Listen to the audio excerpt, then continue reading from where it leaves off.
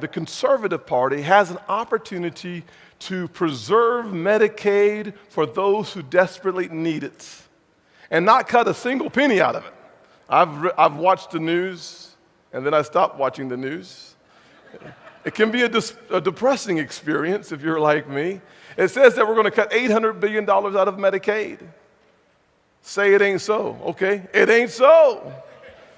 We're going to slow the growth of Medicaid. We're spending about $370 billion today. We'll be spending in the $400 billion in 8 years. That's not a cut. Only in Washington is slower growth a cut. I'm not sure where you live. It ain't a cut in South Carolina.